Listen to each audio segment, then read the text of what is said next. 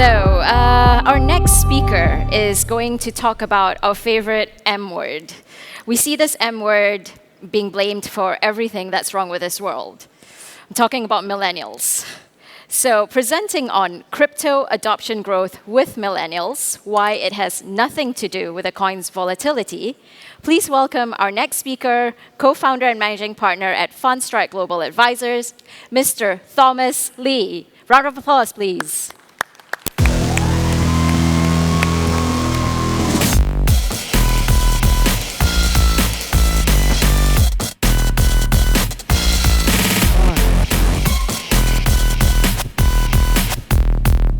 Hello, everyone. I'm going to spend the next 25 minutes or so talking about our views on crypto assets and how I think it really all links to really just a single demographic issue, which is millennials.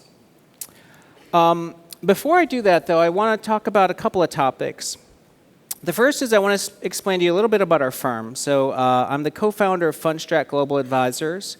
I've been in research for 25 years. Fundstrat was founded in 2014, and a lot of us came from JP Morgan. I was a Chief Equity Strategist there.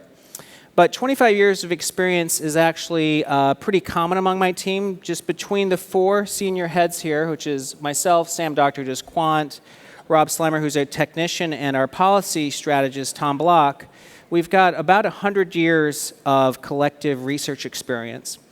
And I can also proudly say that most of my clients, we have 150 clients in roughly 16 countries, many of them actually have been my clients since 1993. And we advise roughly 75% of all traditional institutional investors, both in macro and increasingly on the crypto market. And if there's something I've learned over the 25 years, and our research and our sort of reputation is really built on the idea of using a lot of data to come to conclusions, I think the single most important thing that explains most markets is demographics. So when you think about big technological change, often its roots are actually in simple population trends. In fact, I'm not going to cover this here, but even things like the tech boom of 91 to 99 or 1948 to 67 were actually simply explained by labor shortage. Now, the next thing I want to talk to you, though, about is the bear market. And the reason I think it's a great starting point is 2018 has been a very disappointing year for the crypto market. Year to date, Bitcoin is down about 60, 70%, and the crypto market has done much worse. And I would say that there's really two very simple reasons why 2018's turned out to be so disappointing. The first is 2017 saw parabolic gains. The Bitcoin returned 1,300% last year, and that was actually on the low end. There were many cryptocurrencies that had returned 100x or more. So 2018 was simply a reversion to mean in terms of total performance. And you might wonder, well, this has felt catastrophic. Keep in mind, Bitcoin was last at $4,000 last August. So we're talking about a bear market that has only put prices back to where it was 17 months ago. How about bear markets in traditional equities? Well, I don't know if any of you were investing in equities during the 2007 to 2008 bear market, but the S&P fell to 666 at the low. That price wasn't seen. The last time the S&P was at 667 was roughly 12 years before that. So the S&P bear market, or the Great Recession, wiped out more than 12 years of price gains. Or if you take a market like Japan, that market peaked in 1990, and still 38 years later still hasn't recovered its highs. So the bear market that we're seeing in Bitcoin really is almost just a correction off the massive move in 2017. But the second driver of the bear market, I think, is the flawed market structure today. Today, Bitcoin has two primary investors. It's comprised of whales, some of the project founders or some of the original holders of Bitcoin, and then it's the retail investor. There's virtually no institutional investor sponsorship within crypto. The crypto funds that exist today manage roughly 4% of all crypto assets. In equities or commodities or in fixed income, institutional investors represent roughly 40% to 80% of a market. So today, the lack of institutions, which tend to be either counter-cyclical investors, they buy when people are selling, or longer-term oriented, they don't exist in crypto. I think that's one of the weaknesses of the market structure today. And of course, in the last few weeks, we've had a lot of things that have caused, I think, what I'd view as a temporary disruption. You know, we had the Bitcoin Cash fork wars, which diverted a lot of hash power. A lot of miners began to sell their Bitcoin to really participate in that hash war. We had the risk of SEC enforcement as we started to see some ICOs refund. And of course, equity markets globally were melting down, and I think that macro sell-off was hurting Bitcoin. But here's where our presentation starts. Because Bitcoin's in a bear market, and I think there's a lot of despair out there. In fact, a lot of our clients believe Bitcoin is not just in a bear market. They think the crypto market is completely broken, and I think that's where we will disagree. I think that this is actually quite a healthy bear market. It's helping reset investor expectations, but it's also helping anybody in the industry, and I'm assuming most people in this room are focused on the industry, it's helping them focus on building real high return value capture products. And again, anybody in crypto should only be putting 2% of their money into the crypto market in terms of investable assets. But more importantly, you've got to use the right time horizon. So let's think about time horizons. So this is a list of some famous quotes. I'm not going to read all of them, but I think one of the most interesting, because I used to be a telecom analyst for most of my career, actually, is this from 1876.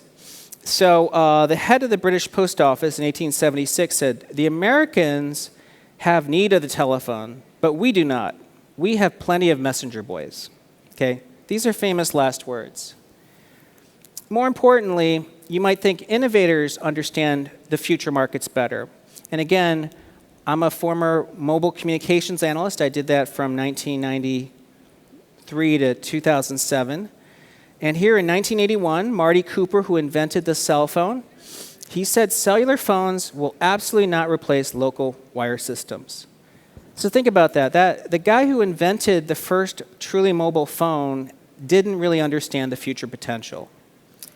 And of course, you don't want to be one of these people. I think Robert Metcalfe's someone that's very interesting because he's the founder of 3Com.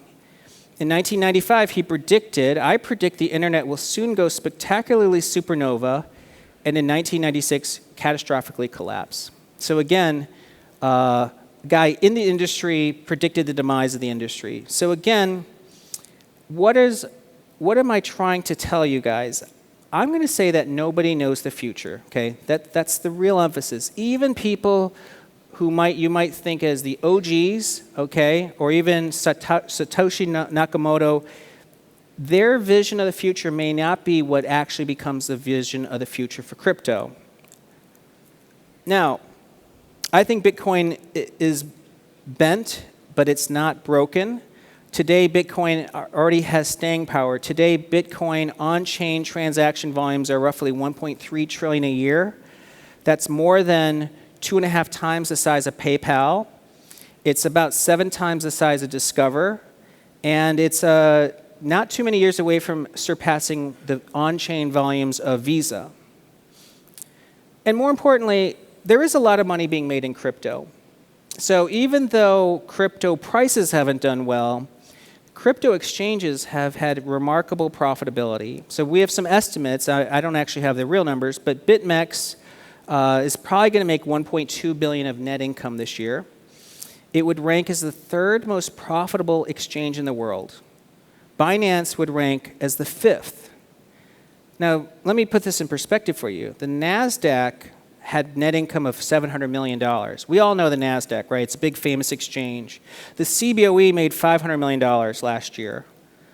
BitMEX is making more money than both combined.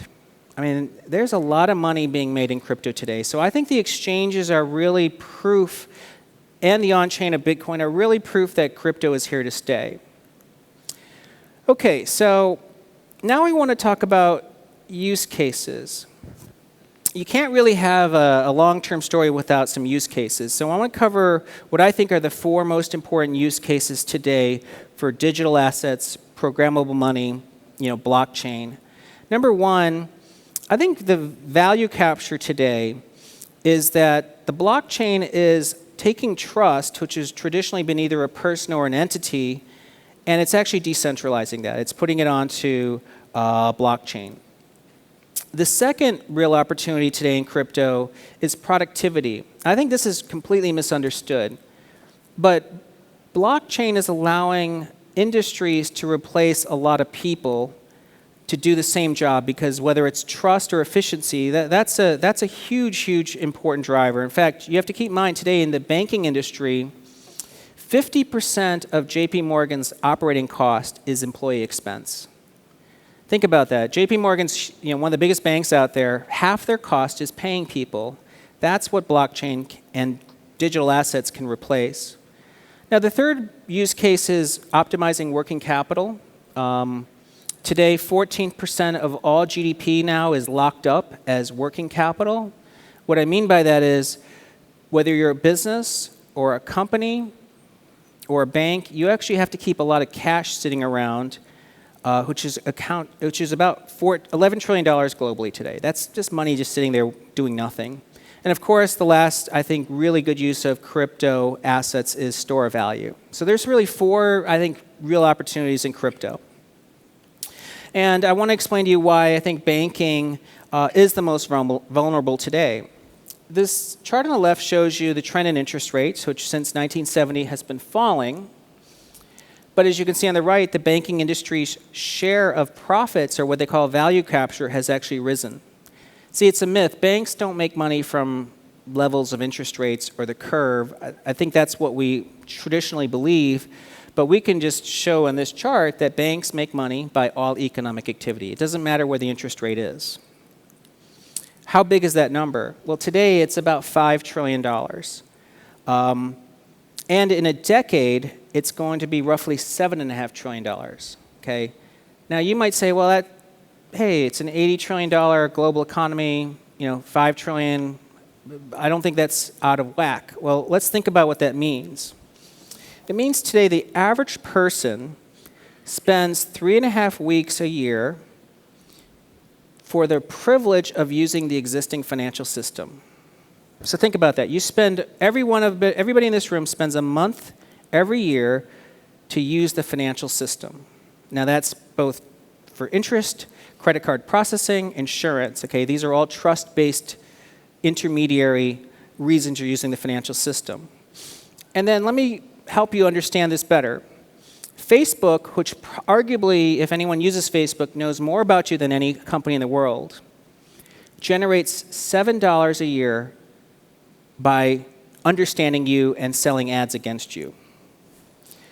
The bank, who never talks to you and thinks they know you because they have credit scores on you and all your financial records, they make $860 to $1,000 per year on the same user.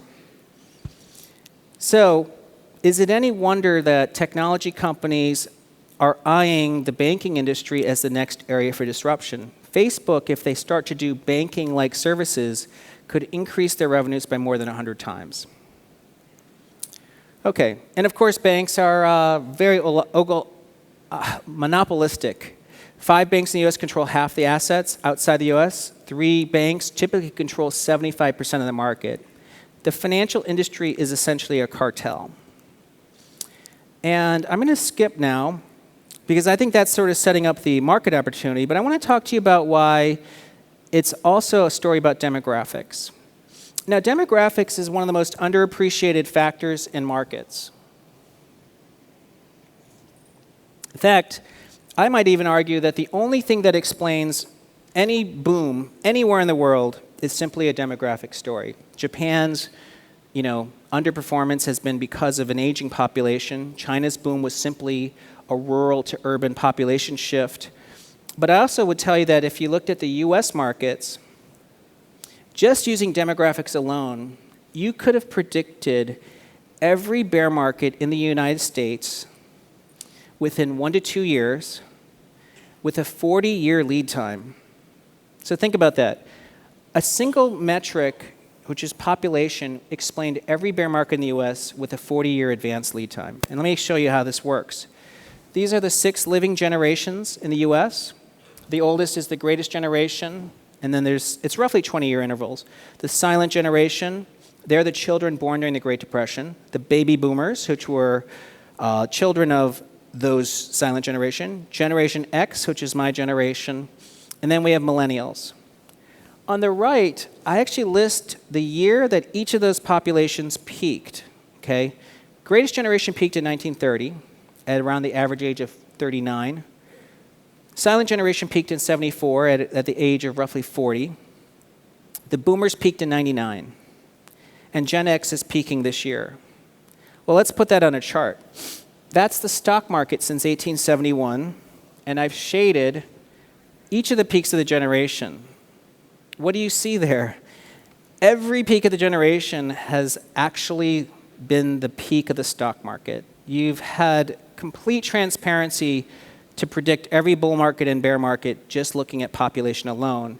And the point of this is that the millennials don't peak till 2038. And I think that's the only generation that's going to matter for anybody in this room.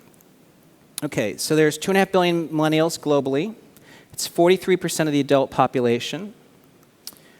And 2018 is the year that there are now more millennials that are producing income than living at home. So this is why the crossover is happening today. Now, we've done some consulting work for some companies, and this is one of the outputs of our study. But we show that in the next 10 years in the United States alone, 90% of all purchases of financial products are going to be decided by a millennial. So the single industry that's going to change the most in the next decade is going to be financial services driven by a single generation. And you can see part of that has to do with the income share, that millennials are actually doing quite well today, but within a decade they're going to control the largest wallet in the US. And it's already happening. This is Chase credit card data, and this is showing you year-over-year change. The only customer segment at Chase that's consistently growing their credit card spending are the millennials. Okay, but what do we know about the millennials? Number one, this is a Facebook study. 92% of millennials don't trust banks. First Data did their own study. 71% of millennials would rather go to the dentist than listen to what a bank says. And actually 33% believe that they won't even need a bank in 5 years. Why do millennials hate the banks? Remember, the millennials were teenagers during the financial crisis, and in the US, 20 million households lost their home to a bank. Globally, of course, we had the same housing crisis. Millennials only remember that banks took their houses. Okay, and of course now millennials don't really even go to a bank. 68% of millennials do their banking primarily on a mobile phone. I mean, it's an app. Today, to them, Chase is just an app on their phone. And they're going to control roughly, according to First Data, roughly $7 trillion of assets by 2020. So again, this is just US data, but these are huge, huge numbers. And I think Asia is really important to watch because the adoption rate in crypto is much higher. 14% of Japanese males own a cryptocurrency, and 23% of Korean adults, 20-year-olds, are active in the cryptocurrency market. This doesn't surprise me. Japan and Korea were the first with mobile adoption, multiplayer gaming, high-speed internet. A lot of the technological trends actually are driven out of Asia. And I'm going to skip a few charts here in the interest of time. But let me just highlight gold, because let's say that gold doesn't really mean much to a lot of people. I mean, I know people buy gold as investments, and I think in Asia it's still very popular for jewelry. But there was really only one generation that bought gold in size, which is the silent generation. What I've done here is, on the bottom chart, I've listed the number of people aged 35 to 60 by generation. And that dark red line is the silent generation. Remember, these were children born during the Great Depression. Well, when the dollar went off the gold standard in 1971, the silent generation bought gold like crazy, and it drove a 15x gain in gold in a 10-year period. That was the only time gold's actually ever performed that strongly. And again, it's because of a single generation. I think the same thing's going to happen with millennials and crypto. But let me explain why. If you had to say what was the biggest trade to have made in the last 20 years, it was FANG, or in Asia it was BAT. FANG is the 4 stocks: Facebook, Amazon, Netflix, Google. $1,000 invested in FANG, starting with Amazon, turned into $1.5 million in 20 years, okay? But here's the surprise.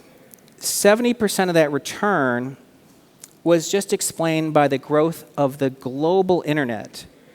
If you had taken each of these 4 stocks at their IPO and not modeled their company at all, but you just said, I have a projection of how many internet users are going to grow over the next 20 years, you would have gotten 70% of the return correct on these stocks. It's all about the macro, right, the tactical. And we've argued this with our clients, our institutional, that 70% of all return in equities is a tactical decision. Well, you might say, well, that's once in a lifetime. It's not true. In the 1980s, the boomers became the biggest consumers, right? Because it was a huge generation. And so I'm showing you this chart that in the 80s, consumer spending in the US tripled in a decade. Never saw that before in any period. And that tripling allowed consumer stocks, the 7 biggest, okay, this is Walmart, Home Depot, Hasbro, Gap, Limited Brands, Dillard's, to turn $1,000 into $1.2 million in that 12-year period, in that 20-year period. The FANG stocks of the 80s were the consumer stocks. Every generation creates another FANG. And again, I think the next big FANG is within fintech, whether it's Square, probably Bitcoin. That's really the opportunity of the generation. And let me explain why again. Crypto, I think, is still in the earliest days. There's only 50 million crypto wallets, active ones, at best. I mean, that's an aggressive estimate. But there's 227 million PayPal accounts, and there's 4.6 billion Visa and MasterCard accounts. If you use social network value, which we did with FANG, a 50 million going to a 4.6 billion wallet, just using Bitcoin as a proxy, would mean Bitcoin could be worth over $10 million per Bitcoin in that 20-year period. So again, this is the big opportunity, right?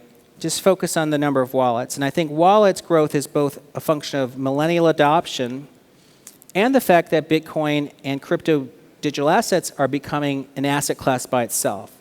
And so let me jump into this. And I think that's why 2019, we're going to see some catalysts. The first is, and as I mentioned, only 4% of the market is institutional compared to 40 to 80% in other markets. But we now have some solutions coming. Backed is the most visible. That's backed by ICE. We've got companies like Microsoft and Starbucks participating. Eras, which is TD Ameritrade, and Fidelity is getting into this market. So I think these are things that are going to draw real fiat inflows, but a different type of investor that's going to tend to be longer term and potentially counter-cyclical. But this chart didn't come out quite right, but I can explain to you what's going on here. The one thing that's going to keep institutions on the sideline is they're going to be watching Bitcoin's price to its 200-day moving average. Institutions typically like price momentum to confirm their decision. And I'm just showing you, since inception, Bitcoin, when it's above its 200-day, has a forward return of roughly 190% every 6 months. And it's got a win ratio, or daily positive returns, 80% of the time. When Bitcoin's below its 200-day moving average, which is where it is today, because the 200-day moving average is around 7,000, Bitcoin only produces 18% gains every 6 months and only is positive 43% of the time. Institutions aren't going to just come into the market just because backed launches. They're waiting for Bitcoin to recover to its 200-day. And I think that's the opportunity for everybody in this room. Unless you think crypto is completely broken, we have a price correction taking place that has caused the price to fall even below its 200-day. But if you've got a time horizon that's not 3 months, 1 year, but 2, 3 years, this is a golden time to be long crypto. And again, as soon as Bitcoin crosses above its 200-day, we know that there's going to be a flood of money coming. And one thing I'll emphasize again, if you look at Bitcoin since 2013, its entire return comes from just 10 days every year. The dark blue line shows you the average return of Bitcoin every year if you subtract out the 10 best days. In the past 5 years, Bitcoin has had a negative 25% a year return, excluding the 10 best days. And of course, as you can see, that including the 10 best days, Bitcoin's been spectacular. And I'm going to sort of end it there, but I just want to highlight the crypto market is outside of Bitcoin, and I primarily focus on Bitcoin. It's more rational than you think. The x-axis on these charts is the change in daily active users, 30-day average, okay? But it's basically the more to the right it is, the faster the growth. And the y-axis is price performance. The tokens that have performed well this year are the ones that have actually grown their community. And so I've excluded Bitcoin, but you can see Doge, EOS, and Stellar Lumen are really the 3 best performing, but they've also had the best growth in user base. And I'm kind of out of time, but I just want to highlight something else. People may tell you that there's too much speculation in crypto. I'm going to say there isn't even enough, but it's because we don't have institutional investors. Today, for every dollar that's used, okay, in the global economy, it's traded 96 times on a derivatives market as a speculative trade. So in other words, it's 100 to 1. For a commodity like oil, for every dollar of oil that's used at a gas pump or on an airplane, it's traded 31 times as a speculative commodity on a derivatives exchange. Bitcoin today, comparing exchange volumes to on-chain, is only got a speculation ratio of 2.5 times.